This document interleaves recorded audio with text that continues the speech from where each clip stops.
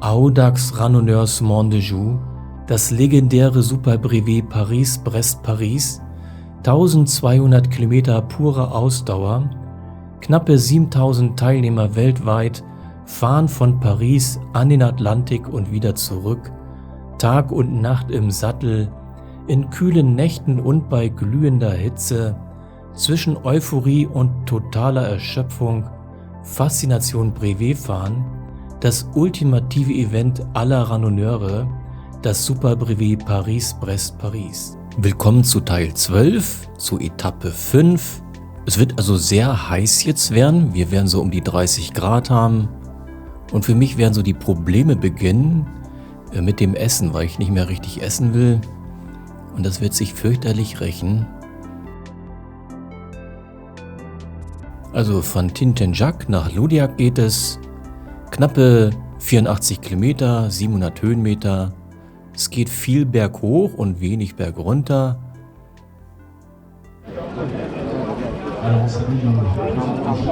Jetzt geht's nach Loudiac. Essen war sehr gut. Mehr hätte ich eh nicht geschafft. Ja, 80 Kilometer glaube ich. Um die Dreh.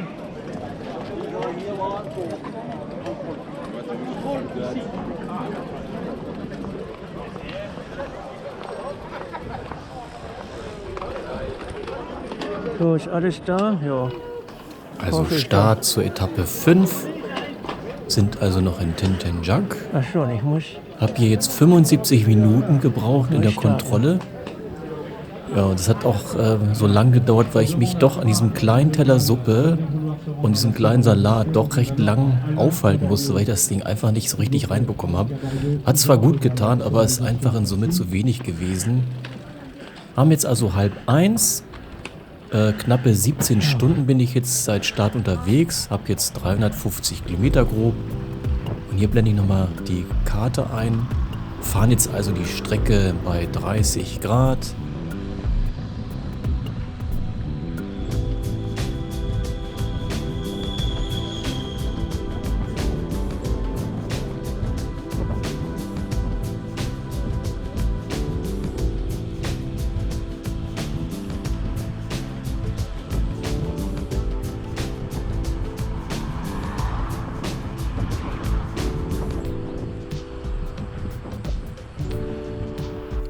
Und eine Zeit lang werde ich jetzt diesen beiden Velomobilfahrern hinterherfahren. Wenn es berghoch geht, die meiste Zeit geht es ja bergan, ja, da hat man als Rennradfahrer vielleicht einen kleinen Vorteil denen gegenüber. Da kann man die am Berg manchmal einholen. Aber wenn die runterfahren oder auf der Ebene, sind die nicht zu schlagen, diese kleinen Dinger. Windschnittig wie sonst was. Aber war mal ganz schön, diese kleinen Velomobile da über die Straße flitzen zu sehen gleich.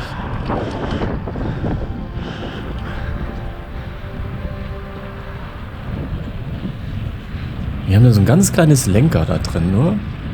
Zumindest diese Typen, irgendwie in Niederlanden gefertigt, diese Mobile hier. Da sieht man schon, die Steigung ist schon ganz gut, der vorne ist schon im Wiegetritt. Und er sitzt hier relativ ruhig in seinem Velomobil. Die Frau eben, die wippt denn die ganze Zeit. Ich tippe mal, da fehlt einfach die Körpermasse. Berghoch schaffe ich sie, aber gleich jetzt runter, der werden nicht vorbeizwischen. Da werde ich nicht rankommen.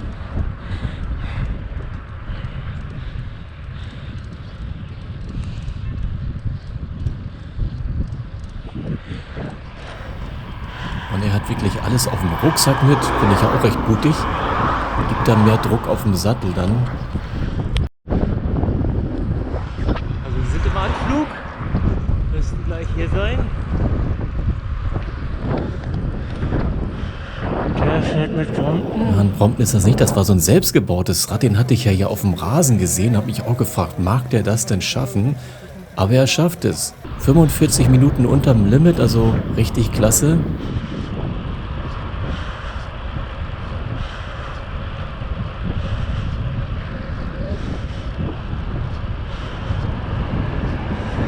Und jetzt kommt hier Joseph vorbei aus den Niederlanden mit 77 Stunden 16 Minuten. Was der nächste? Und das hier ist Eva aus Czech Republic. Die fahren beide minutengenau ins Ziel ein. Also gehören zusammen, obwohl aus 2 Ländern kommt.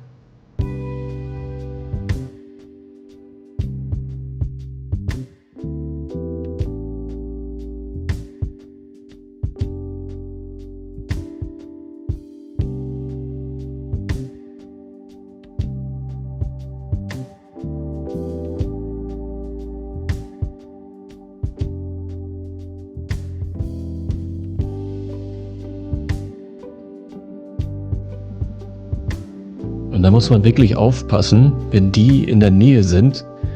Die fahren ja dann nicht im weiten Bogen an den Radfahrern vorbei und man sieht die nicht so gut.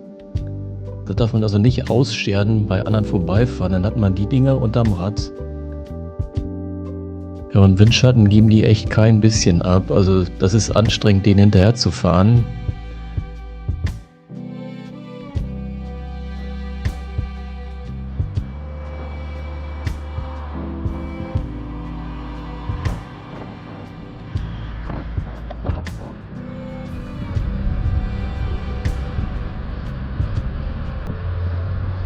Ich bin hier nicht kein Furzwindschatten.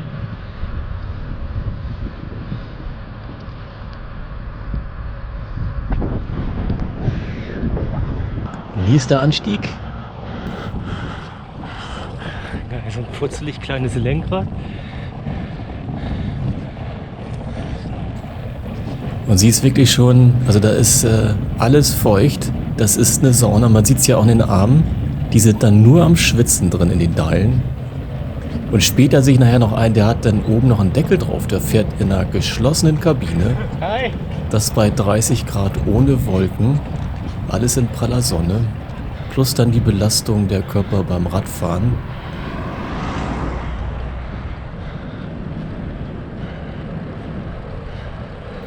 Ja, er sitzt ein bisschen ruhiger in seinem Teil. How many kilos?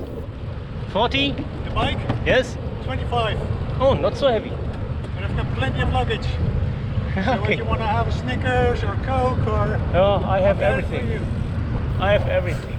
Ja, fand ich ja ganz amüsant, dass er da so viel mitschleppt und das die ganzen Berge hochschleppt. Also ich glaube, schlau ist das nicht. Ich habe es ja auch so gemacht, dass ich relativ viel mit habe, dass ich nicht darauf angewiesen bin, an langen Schlangen anzustehen.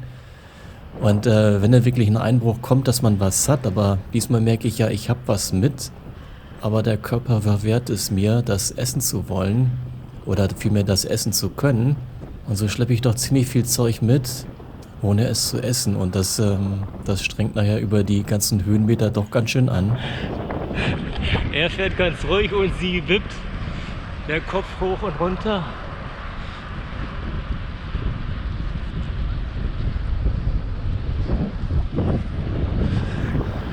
Nächster Berg hoch. Sie wippt wieder so schön. Der Kopf geht ständig hoch und runter. Man kommt vorbei, also wir fahren ja nicht wirklich schnell, jetzt so 18, 17, 16 teilweise nachher.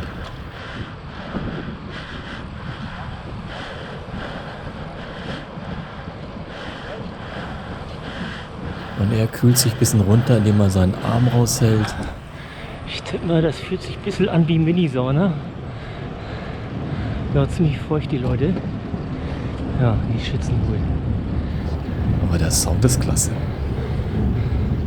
Da kriegt nur der Kopf ein bisschen Wind. Ja, Tempo geht immer weiter runter, die vorne auch schon im Wiegetritt. Und ich habe einfach zu wenig gegessen jetzt in letzter Zeit. Also am Morgen des Vortages hatte ich ein bisschen Frühstück gehabt, denn kurz vorm Start der Tour habe ich so ein Müsli gegessen und dann das, was ich jetzt aufgeschrieben habe. Im letzten Punkt ja gar nichts mehr gegessen. Durch die nächste Stadt.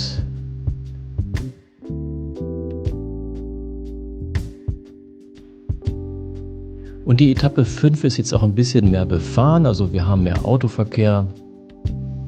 Aber es ist ein super herrlicher Hochsommertag. Aber daher macht es wirklich riesen Spaß.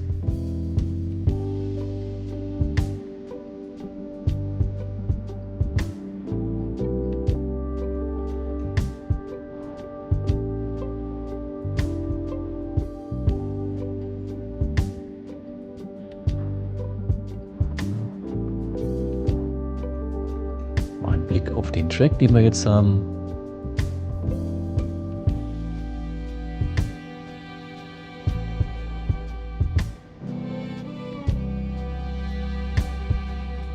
Wieder ein bisschen bergab.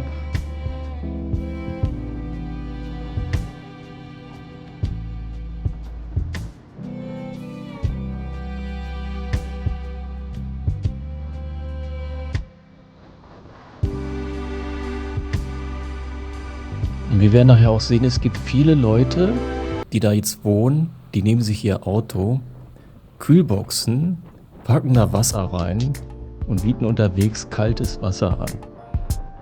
Das ist Hochgenuss für mich gewesen. Ich habe dann wirklich mal angefragt, Mensch, habt ihr hier kaltes Wasser? Weil der Körper doch ziemlich aufheizt und man lechzt dann nach kaltem Wasser.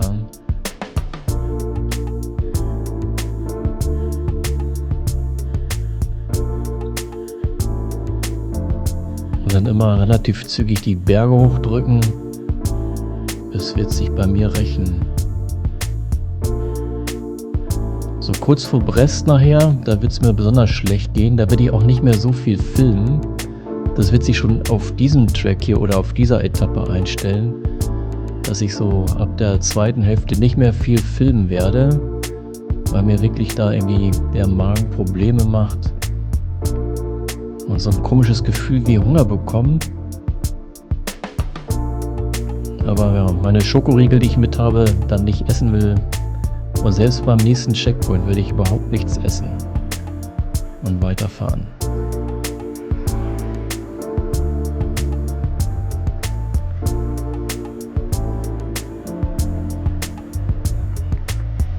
Wieder ein paar Leute, die Applaus spenden. Und da vorne, glaube ich, da steht gleich wieder so ein Auto, was einen Tisch aufgebaut hat und gekühltes Wasser anbietet.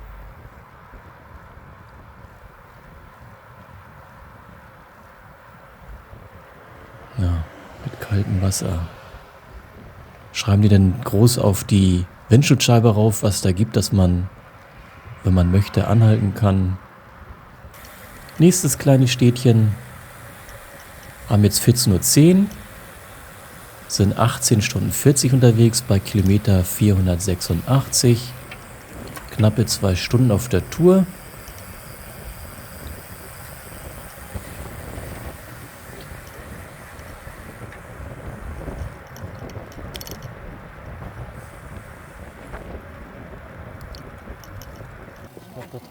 Ja, hier habe ich mal angehalten. Is it cold? Is it cold water? Pardon? Is it cold? Yes, it's cold. It's cold. Ich habe da mal nachgefragt. Gibt es kaltes Wasser bei euch? Also ich habe da von kaltem Wasser gelebt. Jetzt haben wir mittlerweile 15 Uhr, 2 Stunden 40 sind rum bei Kilometer 70, also nicht mehr viel bis zum Checkpoint in Ludiak. Ja, da hat die Kamera die Stabilität nicht mehr hinbekommen. Mit ein paar Leuten von den Philippinen waren das, glaube ich. Ja. Den nächsten Berg langsam hoch. Alles in der prallen Hitze.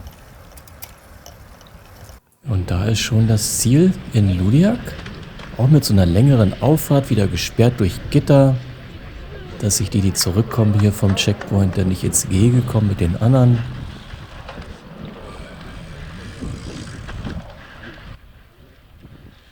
Und dann geht es über die Kontrollmatten zur Zeitmessung. Dann piept das immer so ein bisschen. Hört man, dass das geklappt hat. Ja, gebraucht habe ich jetzt also 3 Stunden 22 für die 84 Kilometer. Durchschnittspuls war wieder 126. Durchschnittsgeschwindigkeit knapp 25 Stundenkilometer. Höchstgeschwindigkeit einmal knapp 60. Und insgesamt waren es so 700 Meter Aufstieg, aber nur wenig Abstieg, also 250 Meter grob wohl. Kumuliert bin ich jetzt 20 Stunden 15 unterwegs und bei Kilometer 435. Da ist wieder so ein großer Park aufgebaut, wo man den Emmo sein Rad abstellen kann. Und da vorne sind die Wasserhähne, da wird man nachher sehen, dass sie alle da schön ihre Köpfe drunter halten, die ein bisschen Abkühlung brauchen und ihre Flaschen mit kaltem Wasser auffüllen. Duschen konnte man hier auch, sind einige auch in die Dusche gegangen. um sich einmal runterzukühlen. Einige sind auch dann nachher wirklich nass, also gekühlt durch die Dusche, raus aufs Rad und dann wieder los. Also die Hitze kann man hier nicht so sehen. Einige haben auch wirklich die Westen an. Also wie die das ausgehalten haben, weiß ich nicht. Die Dinger, die atmen nicht so gut. Ja, einige schon T-Shirts und Trikots ausgezogen. Und dann geht es erstmal für mich zum Stempeln, bevor man das nachher noch vergisst.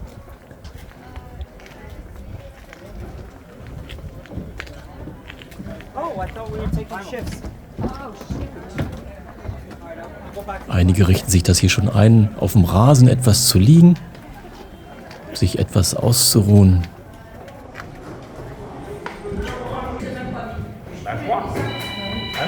Dann gibt es wieder den Stempel, die Uhrzeit wird eingetragen.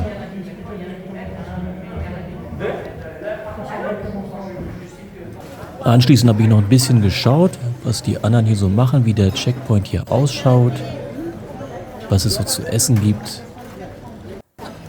Also sieht alles sehr lecker aus.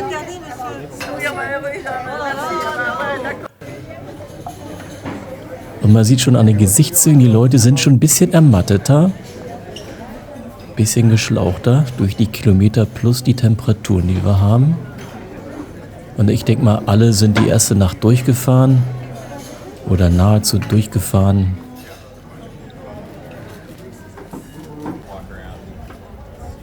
Aber bei den nächsten Kontrollpunkten wird das dann zusehends interessanter, so wie hier, wo die dann wirklich erledigt sind, die Leute, auf den Tischen einschlafen, noch nicht mal aufessen konnten. Genau, den hatte ich beim letzten Checkpunkt auch getroffen, den hier, den Japaner, den sehe ich gleich nochmal, wie er auch, wie ich, sein Essen fotografiert. Da ist er. Und dann so ein Halstuch hat, also weiß auch nicht. Und hier gab es auch wieder eine Fotowand, wo also Fotografen hier aus der Gegend dann von dem letzten Mal in 2019 Fotos von ein paar Fahrern gemacht haben. Und hier war wieder der Kollege auf seinem Trike aus UK. Dann eine Dame aus China, die da besondere Garderobe anhatte, die war recht auffällig. Und der Kollege aus Neuseeland, der auch sehr auffällig gekleidet war, ein Fixie fuhr im letzten Mal, also 2019. Den hatte ich auch unterwegs getroffen und war dieses Mal auch wieder dabei. Oder vielmehr alle drei, die jetzt hier auf den Fotos zu sehen sind dieses Mal wieder dabei gewesen. Und hier der Helmut von der ARA Ostfalen mit der F100 fährt die Tour in 77,45 und das in diesem zugedeckten Velomobil. Ich mag mir nicht vorstellen, wie der da jetzt sich da drin kühlen konnte. Aber prima, hat es also in der Klasse Zeit geschafft. Ja, für mich geht es gleich wieder weiter. Also ausruhen wollte ich noch nicht, hätte ich vielleicht besser machen sollen. Also mit Rad abstellen, stempeln, ein bisschen rumgucken, ein paar Fotos und Videos machen. Habe ich also 30 Minuten gebraucht, bis ich wieder über die Startlinie hier von der Etappe gefahren bin. Wie gesagt, nichts gegessen.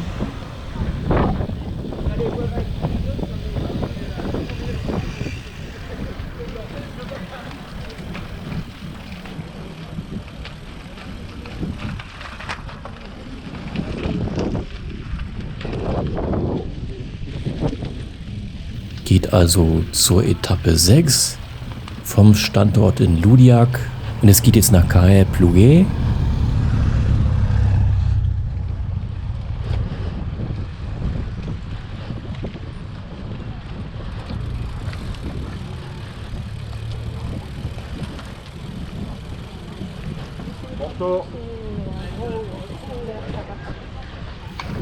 Und die Anwohner sieht man auch, die meisten stehen im Schatten vom Baum, also selbst die mögen jetzt nicht im Freien in der Sonne stehen.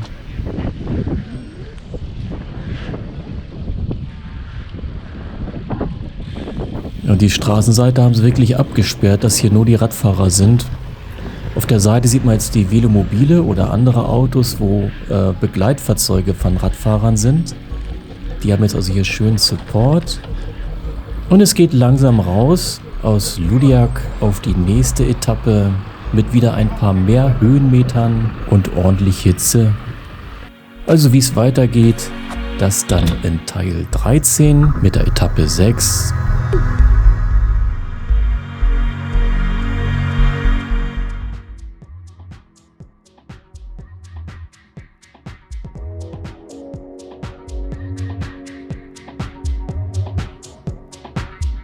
Danke fürs Zuschauen. Tschüss.